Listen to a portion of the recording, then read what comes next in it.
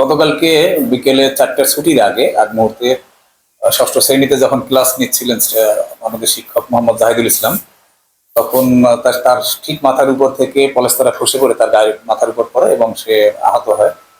এবং সাথে সাথে অন্য ছেলেমেয়েরা কেউ আহত হয়নি।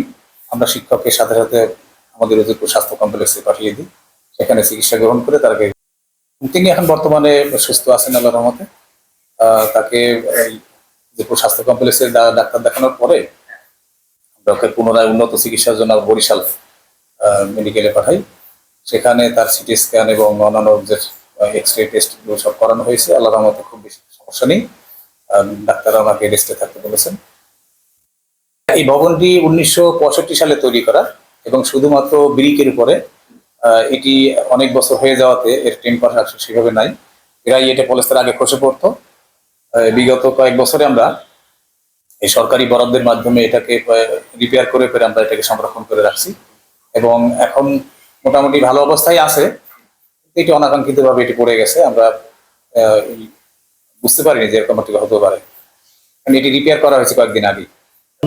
সংস্কারের জন্য আমরা তো বেশ কয়েকবারই আবেদন করেছি এবং মানে সরকার মহোদয় আমাদেরকে প্রতি বছর একটা বরাদ্দ মেরামতের জন্য দিয়েছে এবং সেটা দিয়েই আমরা এই মেরামত করে করে এই ভবনগুলো সংরক্ষণ করে রাখছি, রক্ষণাবেক্ষণ করে যাচ্ছি।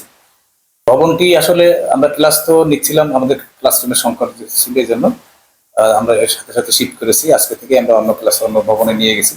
সেই ভবনটিও অতটা নয়, তারপরে এফসিতে ভালো অবস্থায় আছে, শিফট করেছি। ছাত্রছাত্রীদের একটা আতঙ্কের মধ্যে ছিল, সেই ক্ষেত্রে আপনি অভিভাবক হিসেবে কি বলার আছে? হ্যাঁ, ওদের সাথে আমি এই ব্যাপারে আমি কথা বলেছি, যাতে ওদের মধ্যে যে ভয়টা ছিল সেই ভয়টা কাটানোর জন্য আজকে চেষ্টা করেছি।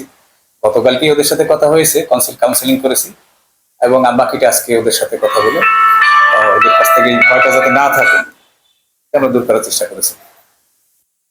এটি রিপেয়ার করা হয়েছে বেশ কয়েকবার, যে কারণে এখন মোটামুটি একটা ভালো অবস্থানে এটা আছে এবং শিক্ষা প্রকৌশল অধিদপ্তরের মাধ্যমে এই রিপেয়ার গুলো করা হয়েছে, যে কারণে ওনারা ইঞ্জিনিয়ার এটা দেখে ওনারা স্যাটিসফাইড করার কারণেই আমরা এটা ক্লাস দিয়েছি।